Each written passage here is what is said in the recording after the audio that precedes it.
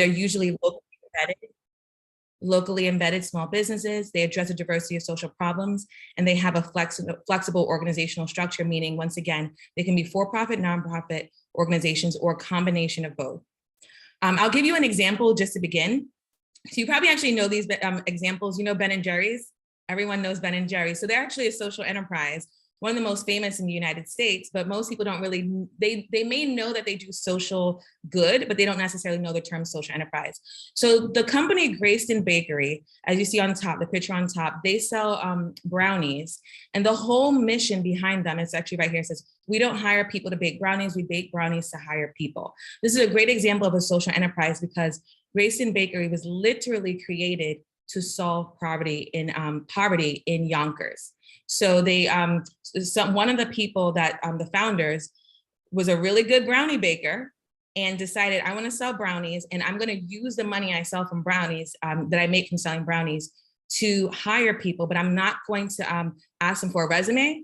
I'm not going to have them do a job interview. I'm not going to do a background check. Now, why would they do those things? Because it creates barriers to employment. And if you want to solve poverty, if you want among the most vulnerable, then we want to remove those barriers. And so that's what Grayston Bakery does. And I'll talk more about them as we go on, but their brownies are actually in Ben & Jerry's ice cream. All right, so just to give you an overview of my talk, I'll go through what is social enterprise as a concept, how and why they're emerging, why is this an increasing form of business throughout the world, and how can you get involved? My motivation for doing this research, so I've been studying this topic. Honestly, I feel like I've been studying it for about 20 years, really, before I even knew the term.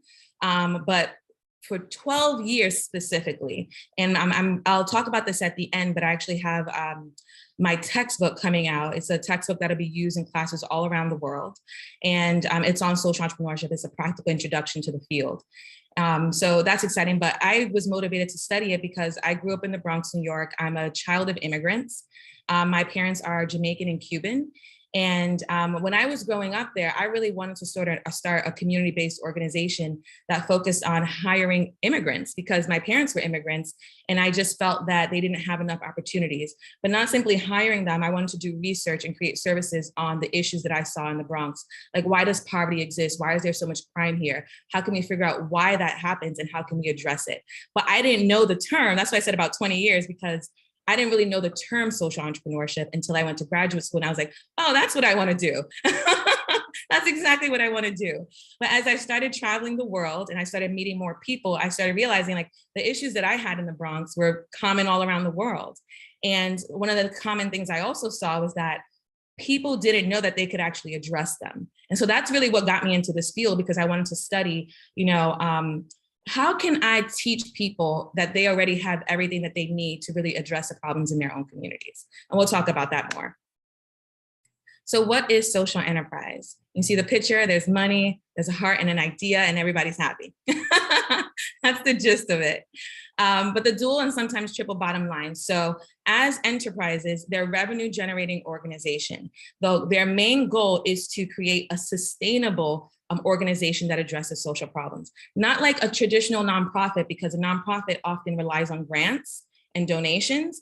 Instead, they might take donations and grants. However, they're not going to rely on that. They're going to generate some kind of revenue on their own as well. And sometimes they have an environmental mission, meaning like they may do some kind of like environmental cleanup or recycling or something like that. But for the most part, about 100% of social enterprises have some kind of major social mission, whether it's climate change, poverty, racism, gender inequity, it could be anything that really drives their organization. Most are locally embedded. So about 40% of social enterprises actually make over $1 million per year.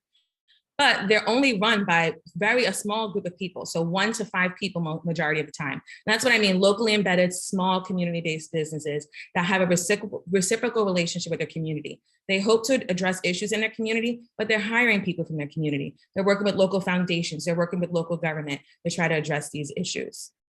And most social entrepreneurs have experienced the issue that they're trying to combat, or they've seen someone else experience that issue.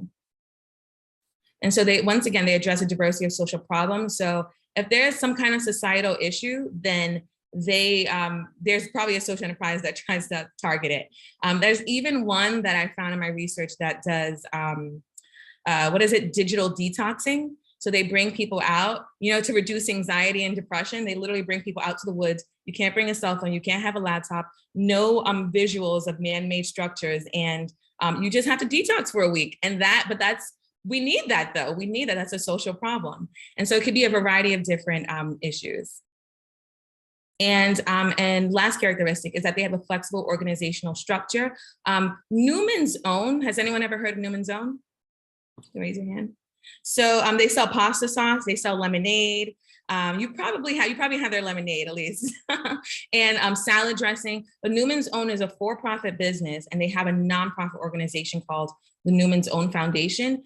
100% of the profits that their for-profit makes gets donated to the charities through their nonprofit. And so that's what I mean by flexible organizational structure. It can be a nonprofit, it can be a for-profit, it can be a combination of both. And since 2008, we've actually have new social enterprise laws. And the reason that was developed was because it's a kind of illegal. There's something called shareholder primacy that requires for-profit businesses to prioritize profit generation, not social good. And so you can literally get fired from your own company for prioritizing social good. And that's happened. That actually happened in the company Timberland, the boots. So we could talk more about that when we do Q&A. But yeah, so they have a flexible organizational structure. Some other examples, so Warby Parker, for-profit business, they donate for every pair of eyeglasses that you buy, they donate a pair to people in need in developing countries. One of the things Warby Parker taught me is that if you're in a developing country and you can't afford glasses, you can't work because you can't see. And so that's the power of social enterprise, because the fact that they're even doing that, they have that model, has enabled a lot of people to actually realize that, because it's a privilege when you don't have to worry about that kind of issue. And so they've taught me that as well. And they're one of the most successful social enterprises. An example of a nonprofit social enterprise is the Women's Beam Project, which is based in Denver, Colorado. So they're a transitional employment program, meaning they hire women that have faced domestic violence, have low educational attainment, or just low job experience. And they hire them in order to help them get better jobs. So they help them, they sell beans, and they also make handmade jewelry, and they sell that. They teach the women to make them, they teach them how to sell it, they teach them how to literally climb the corporate ladder in the company. And when they're ready, they actually help them get jobs outside of the Women's Beam Project. But their whole goal is, if you don't want to go to college, if you've had some kind of struggle in your background, that shouldn't limit you from obtaining employment and restarting your life if need be. So what you see, I gave you 4 different examples, and what the commonality among all of them is that social mission. But when I wanted to really draw your attention to that economic mission, how simple it can really be. It could be, you know how to sell brownies? So I'm selling brownies. Grayson Bakery is a multi-million-dollar company. It's an empire. And so that came from selling one thing, brownies, and doing it very, very well. Newman's Own, they sell food and beverages. Warby Parker sells eyeglasses. Women's Beam Project, they sell beans in a bag, uncooked beans. And they're doing transformational work that is literally changing people's lives. So that's what social enterprise is. Now let's talk about how and why they are emerging. I think the easiest way to put this is that we have a whole lot of problems in society.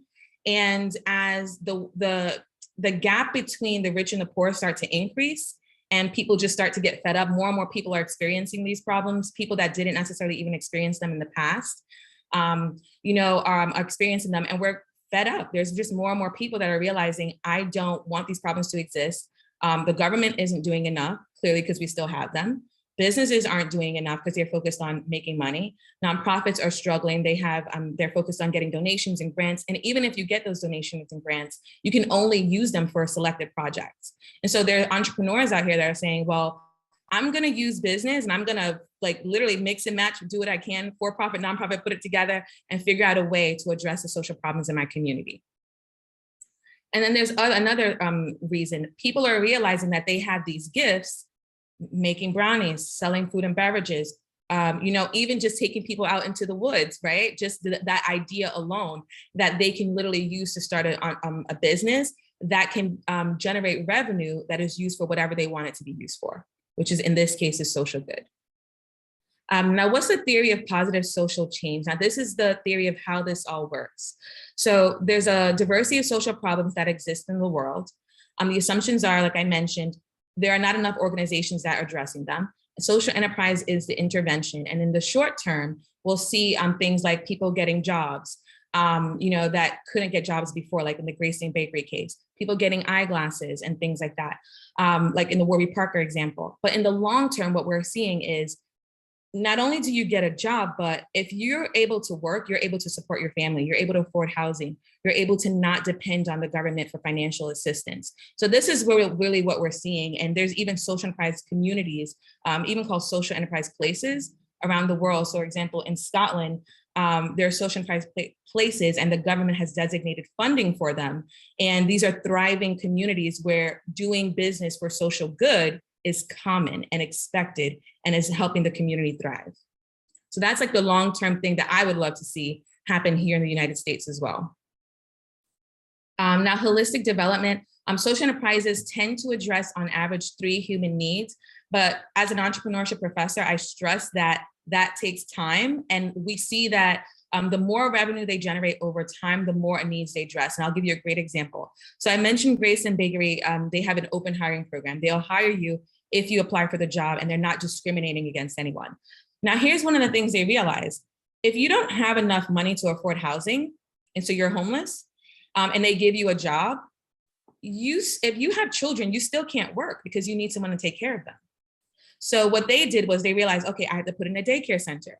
Oh, you don't want to talk because you feel uncomfortable talking and doing certain positions in the company because you have teeth issues and you don't have enough money to get your teeth fixed. Okay, let's put a dental clinic in. So that's what I mean by they target 3 different social problems on average, but that happens developmentally as they learn more about the people that they're working with and that they're trying to benefit.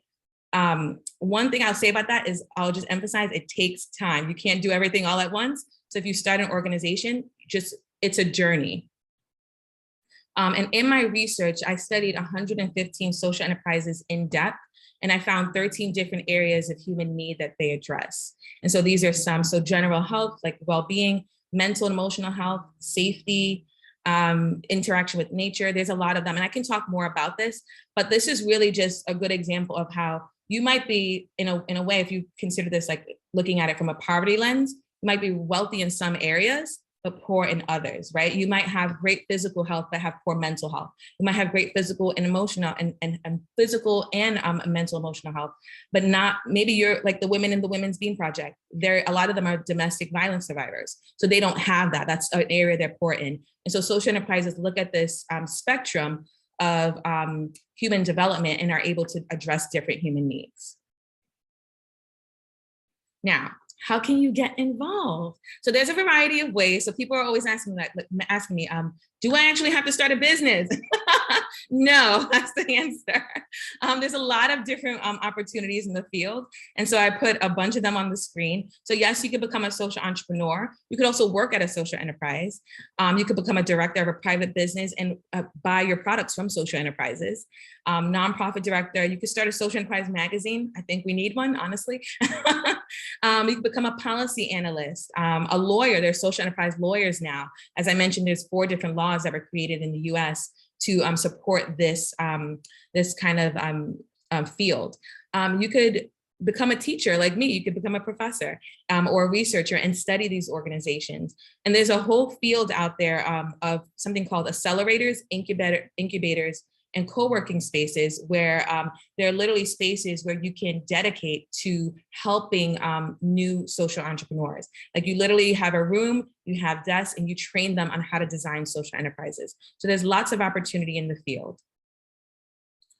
So in summary, because I know I'm wrapping up, getting close on time. So in summary of today's presentation, what I want you to take away from this is that wherever there's a social problem, we all have a social problem that really gets to our heart, whether it's racism, poverty. We all have something that is close to us, and it's usually something that we've experienced or we've witnessed. But I want you to know that there's an opportunity for it to be solved through entrepreneurship and many other means. And so every problem is really just an opportunity for social change. And so I hope that you take that away from this. My book, this is actually my book cover. So you're one of the first people to see this. It's on the left. And see that social, thank you. And the main idea behind the book is if I teach good people how to make money, how much good will they do with it? And so I've taught over 1,000 students. I now have the textbook and it'll be sold on every continent. And I'm actually developing a training institute to literally funnel social entrepreneurs throughout the world through that institute. And let's see what happens. I'm going to hopefully answer that question. It's going to take me a couple of decades. It's not going to happen all at once. And that's my contact information. I just learned so much, and I've heard of social entrepreneurship. I've learned so much from Rashida in the past, and I feel like I just learned so much more. So thank you so much, Rashida, for all the information that you shared with us. I want to open it up for any questions. I know that we're kind of at that 20-minute mark, but if you have a few minutes, Rashida, I just want to see if anyone, awesome, thank you. If anyone has any questions, I want to open it up. I really enjoy this session. And I also think I feel like this information would be helpful to Peace Corps and some of our post staff with some of the organizations that they partner with in country. Don't know how that, I don't have that type of pool, but I definitely think this presentation needs to be given in front of more HQ staff, but really awesome. I learned a lot. I'm gonna share a lot with people after this. And so thank you for speaking with us. Oh, thank you so much, Angelina. Thank you. And please spread the word. I hope every single person on planet, that's my mission, every person on the planet to know at least the term social entrepreneurship, because it'll get them thinking like, oh, those two things together, like social entrepreneurship. All right, I just want to get them thinking about it. I don't have many words to say other than thank you. It's great to actually have the word social entrepreneurship. I was actually reflecting on during my Peace Corps service, one of our language and culture facilitators who just so happened to live in the same city as I served, opened a bakery. She spent time volunteering at an orphanage, and then she ended up opening a bakery. It just so happens that many of the children at the orphanage, or young adults to a certain extent at the orphanage, had some form of probably physical challenge or disability. So she actually opened this bakery so that they had a job to work. And I didn't even realize that there was a term for that. Yeah. So I think that was really cool. So thank you. I learned a lot. I do definitely have a request to hear more about Timberland. What happened with them? You mentioned them. Yeah. So actually, Daisy, I think you did City Year. Yeah, so a former CEO of Timberland, he did City Year and it changed his life. And he became he was socially conscious, and he brought that back to the company. They literally created an entire division for social entrepreneurship. And Timberland was doing all this work on forest, deforestation, like trying to combat that, like trying to plant more trees and things like that. It was doing well, they were doing great work, but then the board, the shareholders decided they didn't want to do that. The department that he created was, even though it was like good work, and it wasn't really hurting the company financially that much. It wasn't hurting them financially at all, but it reduced their profits, and they wanted more profits. And so that's why laws were created to literally enable social entrepreneurs to prevent that, right? So he ended up getting fired by the board of shareholders because he wanted to prioritize social good, and they didn't want that. Yeah, and there's something called shareholder primacy, which makes that legal. And so there's 4 now in the law, 4 social enterprise laws in the United States. They're all for-profit laws, saying that you can keep all your profits, but you can still do some kind of social good. And people interpret that different kinds of ways. So you might just hire employees, and maybe they're just regular employees, not employees from disadvantaged populations, but maybe you'll give them a year of maternity leave. Maybe you'll give them high pay, high salaries. Maybe you'll have a daycare center at your work. So it can be interpreted a lot of different ways, but those laws are really for any kind of social change that needs to happen. And that's decided by the organization. Yeah.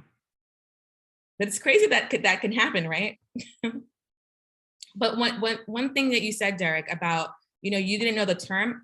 Actually, the entrepreneur herself or himself that owns a bakery may also not know the term. And because if you don't know the term, then you don't know that there's a whole field out here literally dedicated to supporting you. There's funding streams just for that. There's policies just for the support of social entrepreneurship. And I'll give you a good example of someone like Angelina, you said the Peace Corps needs to know about this. So they really do. So thank you for allowing me here, Daisy. And one woman named Lisa Curtis, she did the Peace Corps, and I believe she went to Niger, and she got sick, and she was a vegan, and she didn't have enough protein there, and she ended up getting sick, and the local women gave her something called moringa to eat. And you know what it is? And it's like a superfood. So you don't even need caffeine when you have that. It gives you lots of energy. So she actually took that and created a company called Cooley Cooley here in the United States. And they sell it at Whole Foods Market and health stores. And very big company now, but like she came from the Peace Corps, and it was literally an accident, right? So turning that problem into an opportunity. And she wasn't planning on being an entrepreneur. She just got sick and was like, oh, now that I found this thing that helps me, I want to bring it to other people here in the United States. And she employs women all over the world, I think in Haiti, Guatemala, and in Niger, to help grow the moringa. And then she brings it here to make bars. Yeah. Rashida, thank you so much for that example. I do know about that story, and I also love moringa. Yeah. But Rashida, thank you for taking the time to speak with us. I will actually pass my contact to our community economic development specialist, because he would be the one to put you in contact with like program managers in the business development sector Wonderful. here in Peace I'm Corps. putting my email again. Yeah. He's actually probably overhearing me because he's sitting right there. So Right. that's him. I'll put you in contact with her. I'll tell you about it later.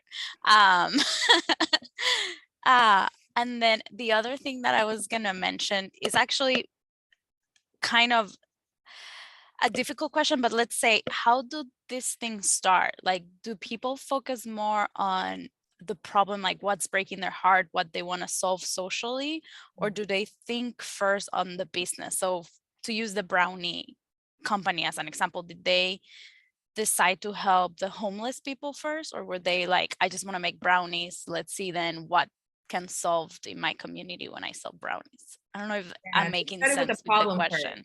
That's a really good Okay. question. They started with the social problem first. And I think that actually, I'm so happy you asked that question, because what my book is about is the people that tend to start social enterprises, they do start with the problem first. And that's a great thing because it's the heart and soul of the business. The problem though, is the ones that we do see struggle are the ones that they're so connected to the problem that they don't even want to like raise their prices, or they don't want to charge, they don't barely want to charge anyone anything. And it's like people, there's literally research showing that people will pay more if they know that something good is going to happen from their purchase. And so that's one of the things my book focuses on. It focuses on literally, okay, you have the heart, and let me teach you about your gifts that you also have, and teach you how to do business the same way Facebook does. I literally use the strategies that Facebook, Google, a lot of our major organizations, Twitter, Instagram, things that they do to hook people in and constantly make money from it. I teach that same thing in my book. But I want people with a good heart to have those skills, because they're going to do the more good with it. Thank you for answering that, because I see Peace Corps as that, like we put like volunteers are out there, they have to do like the participatory analysis, right? Like they're looking at what are the community needs and observing what might be the obstacles and challenges. And that's what starts before they can decide if like, okay, I'm gonna teach them how to make soap and sell it, or create a bakery. Like that's not the start. The start is like whatever it is that they're trying to solve. Yeah, their passion, and then figuring out what gift they already have. It could be, you'd be surprised what people like when you're really, and the good thing is like when I see this in my classroom, I can tell my students like, you know, oh, you're a really great speaker, or you're really good at math, because we all have a gift. Every person, I honestly believe, I've taught over 1,000 students, and every single one of them has a gift. And that's taught me that every person has a gift. And so what most people do, here's the thing, we take it for granted. Right? We take our gift for granted because it's the thing that we do best. It's our gift. We just do it. And so sometimes I've had students, like amazing speakers in my class. I'm like, do you know that you are like blowing my mind right now? like I have to tell them, because they have no idea. They're just doing what they do naturally. So I hope that all of you go home and think about what your gift is. Like, what do you do? What do people come to you for? What do people constantly like, compliment you on, or they kind of seem like taken aback that you just do?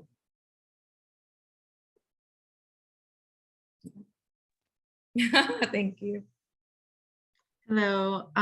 Thank you for this presentation, Rashida. I was just blown away, and I can see how like passionate and how natural this all is for you. I mean, I'm sure you've spent so many countless hours, studying this and knowing about this, that it's just like second nature. Yeah, but I love it. Yeah, and I can tell, but I'm so happy that I joined the meeting, and I'm here to listen to what you have to say.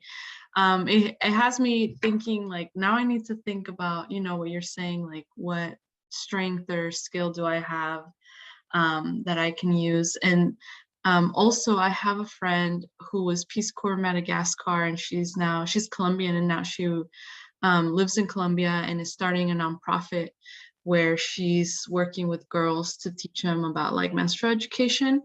And she just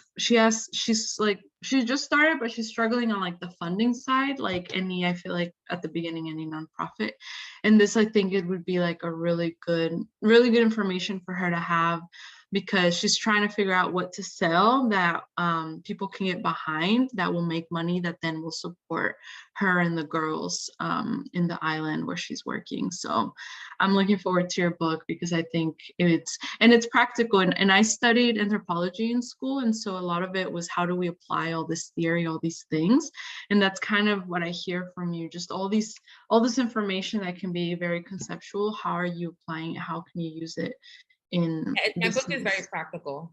I made it actually, so it's a textbook, but there's a separate like instructor manual for using college settings. But the way I wrote the book was for anyone to be able to use it, because I think a lot of entrepreneurs don't actually go to college. And so, and not only that, but a guy inspired me to write it very practically, because he said that he couldn't access my academic articles. He's like, even if I can access them, like there's a paywall, one, and two, even if I can access them, I can't read them because of all the jargon. And I was like, okay, so the book is literally for the people, because that's who really needs that information to use. Yeah, and that's basically, it's like a full circle, or like from micro to macro, where what you're talking about is your book is doing it at the same time, where it's accessible, because articles are not accessible to people. So thank you so much. You're welcome. I actually have to go pick up my son from school. Thank you so much, Rashida. We really appreciate your time. And thank you so much. We'll definitely share the recording and share your website and resources. So thank you. Thank you for having me. Have a great day. And find your gift, please. Say hi to Ben. I love that. Bye. Bye.